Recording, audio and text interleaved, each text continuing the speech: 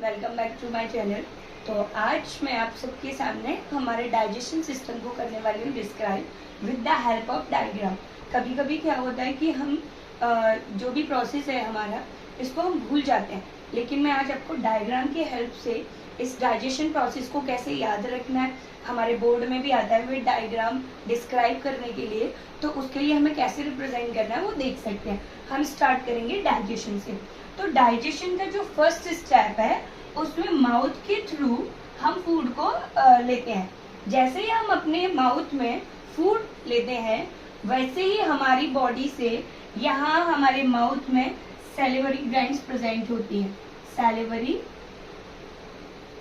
Glands, इससे जो release होता है वो होता है सलाइवा।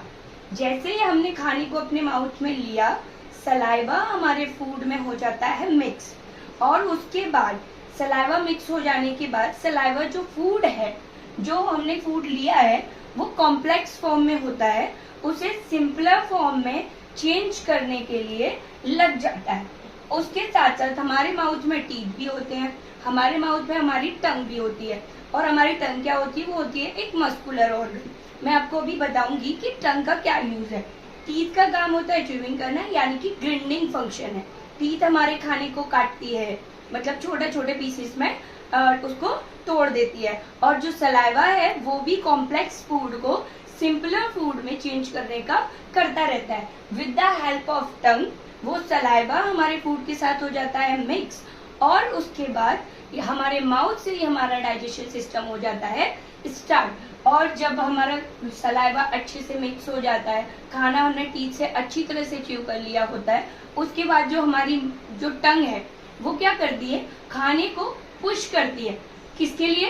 आपका फेरेनिक्स के लिए। अभी आप पूछेंगे ये फेरेनिक्स क्या है?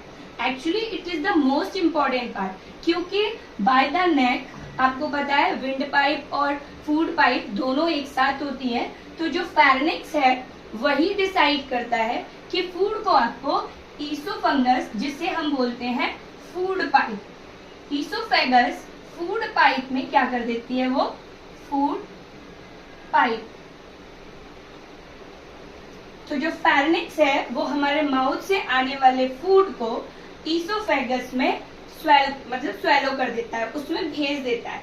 ठीक है, जैसे ही खाना हमारे ईसोफेगस में आता है, क्योंकि उसमें सलाइवा मिक्स होता है, तो वो इजीली पहुंच जाता है स्टमक में। आपको एक चीज याद रखनी है, जो फेरेनिक्स है it is a fibro muscular organ, और ये होता है वाई शेप का। किस शेप में? Pharynx is a Y shaped fibromuscular organ which transits, क्या ट्रांजिस्ट करता है, the food mouth to oesophagus, and oesophagus में फूड जाने के बाद फूड पहुंच जाता है आपका स्टमक में। स्टमक क्या है? स्टमक जो है वो है एक मस्कुलर बैग। मस्कुलर बैग में जैसे ही फूड पहुंचता है इट इज एक्सपेंडेड, ये क्या होता है, बड़ा हो जाता है। स्टमक, आप सबको पता है कि स्टमक ही हमारी बॉडी का ऐसा पार्ट है जो फूड जैसे ही हमारे स्टमक में जाता है उसमें लॉन्गेस्ट टाइम तक रहता है, और टाइम से रहने के बाद उसमें स्टार्ट होता है डाइजेशन। अगर हम बात करें स्टमक की, तो डाइजेशन कैसे स्टार्ट होता है? स्टमक की जो वॉल्स है उनमें गैस्ट्रिक ग्लैंड्स मिलती हैं। गैस्ट्रिक ग्लैंड्स क्या करती हैं, वो रिलीज करती हैं digestive enzyme, mucus and HCl।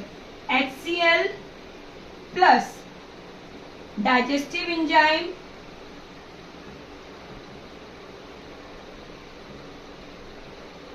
Plus mucus. अब आप सोच रहे होंगे HCl क्यों होता है, कौन सी गैस्ट्रिक, अब आपको समझ में आ गया है। जो स्टमक की इनर वॉल्स हैं उनमें जो गैस्ट्रिक ग्लैंड्स प्रेजेंट हैं, उन गैस्ट्रिक ग्लैंड से जो रिलीज होता है that is HCl, digestive enzyme and mucus. तो HCl का क्या काम होता है? सबसे पहले जो हमने खाना लिया है उस खाने के थ्रू जो भी बैक्टीरिया हमारे स्टमक तक पहुंच गए हैं, HCl उन पे काम करता है और उनको डिस्ट्रॉय कर देता है। ये हमारा स्टमक का पार्ट है। उसके बाद एक और चीज मुझे आपको बतानी थी, जैसे ही डाइजेस्टिव एंजाइम की बात करते हैं तो इसमें मोस्ट इंपॉर्टेंट एंजाइम है वो है पेप्सिन। पेप्सिन का क्या काम होता है, जो भी फूड लिया है हमने उसमें जो भी प्रोटीन है उसे ये सिंपल फॉर्म में डाइजेस्ट करता है, यानी कि आप बोल सकते हैं कि जो डाइजेस्टिव एंजाइम्स है वो प्रोटीन को सिंपलेस्ट फॉर्म में कन्वर्ट करते हैं। नेक्स्ट है आपका म्यूकस। म्यूकस का क्या रोल है, म्यूकस एक्चुअल में क्यों रिलीज होता है गैस्ट्रिक ग्लैंड से, कि जब हमारे स्टमक में HCl आता है, you know HCl is acidic in nature and it can be harmful for our liver stomach. So हम क्या करेंगे, जो हमने म्यूकस रिलीज हुआ है गैस्ट्रिक ग्लैंड की वजह से, वो inner lining of the stomach को प्रोटेक्ट करता है HCl के रिएक्ट होने से। उसके बाद जब हमारा खाना अच्छे से डाइजेस्ट होता है, काफी टाइम स्टमक में रहने के बाद हमारा जो फूड है वो पहुंचता है स्मॉल इंटेस्टाइन। स्मॉल इंटेस्टाइन में, क्योंकि आपको पता है दिस इज लिवर, लिवर क्या करता है, बाइल जूस को सीक्रेट करता है। लिवर से बाइल जूस सीक्रेट होकर के किसमें, गॉल ब्लैडर में स्टोर हो जाता है। हमारे पेट के जो गॉल ब्लैडर एक पार्ट है उसमें बाइल जूस सीक्रेट होता है, और जैसे ही फूड स्मॉल इंटेस्टाइन में जाता है बाइल जूस गॉल ब्लैडर से इस इंटेस्टाइन के लिए रिलीज हो जाता है और उस फूड में हो जाता है मिक्स। अब अगर हम बात करें स्मॉल इंटेस्टाइन की, आप लोग देख सकते हैं ये ना लॉन्गेस्ट ट्यूब होती है हमारी बॉडी में। ये जो हमने माउथ का पार्ट पढ़ा, it is the vocal cavity. And अगर हम बात करेंगे स्टमक से, तो हमारी ये जो पार्ट है इसे हम बोलते हैं एब्डोमिनल कैविटी। तो जैसे ही स्मॉल इंटेस्टाइन में हमारा डाइजेस्टेड फूड सिंपलर फॉर्म में जा रहा होता है, हमारी जो स्मॉल इंटेस्टाइन है उसमें फिंगर लाइक स्ट्रक्चर्स प्रेजेंट होती है। वो फिंगर लाइक स्ट्रक्चर्स क्या करती हैं, जो भी हमने फूड लिया है उस जो भी डाइजेस्टेड फूड है उसमें से न्यूट्रिएंट्स को कर लेती हैं ऑब्जर्व, और वो बचा हुआ बाकी का सारा पार्ट, ये जो स्मॉल इंटेस्टाइन है ना, ये लॉन्गेस्ट पार्ट है। इसकी जो लेंथ है इट इज अबाउट 10 फीट। और उसके बाद जब खाना पास का जितना भी डाइजेशन हो जाता है उसके बाद हम पहुंच जाते हैं लार्ज इंटेस्टाइन में। अगर हम लार्ज इंटेस्टाइन की बात करें तो ये जो है ये एक थिक ट्यूब होता है हमारी बॉडी के अंदर। आपको याद रखना होगा small intestine is a thin tube and it is longest like 10 feet and its maximum length is whose large intestine's maximum length is 5 feet। और जो भी डाइजेस्टेड पार्ट एब्जॉर्ब होने के बाद वेस्ट टाइप से जितना भी इसमें प्रेजेंट रह जाता है वो हमारा पहुंच जाता है लार्ज इंटेस्टाइन में।